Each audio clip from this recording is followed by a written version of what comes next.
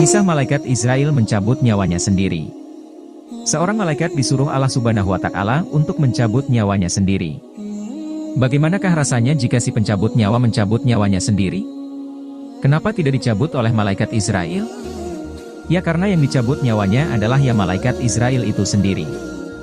Karena begitu taatnya malaikat kepada Allah Subhanahu wa Ta'ala, maka dicabut jualah nyawanya sendiri itu. Bagaimana kisahnya? Kisahnya adalah malaikat Israel yang telah diberi tugas oleh Allah Subhanahu wa Ta'ala sebagai malaikat pencabut nyawa. Kelak pada saat malaikat Israfil yang bertugas meniup terompet sangkakala, maka nanti kiamat akan terjadi. Saat itu semua yang hidup akan mati. Hari itu kiamat telah tiba, dan sang sangkakala pun ditiuplah sebanyak 3 kali. Tiupan pertama untuk menakuti siapa saja yang hidup.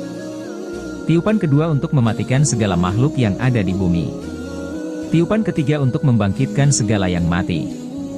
Nah, pada saat sangkakala ditiup oleh malaikat Israfil, maka matilah semua makhluk, kecuali 1. Malaikat Jibril, 2. Malaikat Israel, 3. Malaikat Israfil, 4. Hamalatul Arsy. Kemudian Allah Subhanahu wa Ta'ala memerintahkan kepada malaikat Israel untuk mencabut roh-roh semua malaikat-malaikat di atas. Dan malaikat Israel melaksanakan perintah Allah Subhanahu wa Ta'ala tersebut.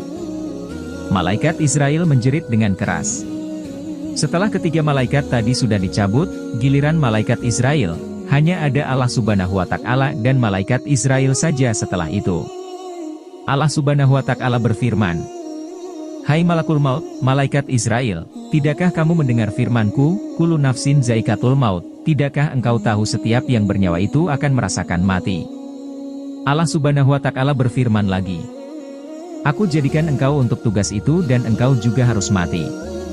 Dalam riwayat lain diceritakan bahwa ketika Allah Subhanahu wa Ta'ala memerintahkan malaikat Israel untuk mencabut nyawanya sendiri, maka pergilah malaikat Israel ke sebuah tempat antara surga dan neraka.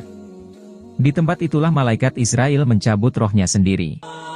Saat rohnya dicabut, maka menjeritlah malaikat Israel dengan sangat keras, bahkan dengan jeritannya itu bila masih ada makhluk yang hidup, maka dia akan binasa, karena jeritannya super dahsyat.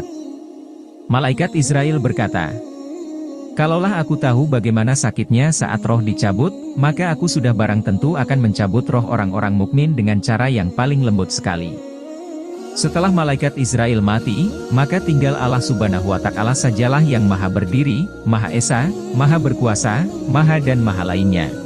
Nah, setelah hanya Allah Subhanahu wa Ta'ala saja yang jumeneng, maka Allah Subhanahu wa Ta'ala kemudian menghidupkan malaikat Israfil dan Hamalatul Arsy. Allah Subhanahu wa Ta'ala memerintahkan malaikat Israfil untuk meletakkan terompet sangkakala di mulutnya, menunggu perintah yang maha kuasa selanjutnya, belum ditiup.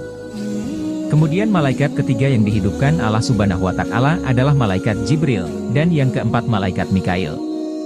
Dan setelah malaikat Jibril dan Mikail dihidupkan, Allah Subhanahu wa Ta'ala memerintahkan malaikat Jibril dan malaikat Mikail untuk pergi ke makam Rasulullah Shallallahu Alaihi Wasallam dengan membawa perhiasan-perhiasan dari surga dengan mengendarai buruk, sejenis hewan tunggangan Rasulullah Shallallahu Alaihi Wasallam pada saat Isra, Mi'raj. Kemudian Allah Subhanahu wa Ta'ala menghidupkan Nabi Muhammad Shallallahu Alaihi Wasallam, barulah kemudian semua manusia dihidupkan. Semua manusia keluar dari dalam perut bumi dalam keadaan telanjang bulat, berjalan menuju Tuhan mereka. Kemudian mereka, manusia, berhenti di suatu tempat selama 70 tahun dan Allah Subhanahu wa Ta'ala membiarkan mereka.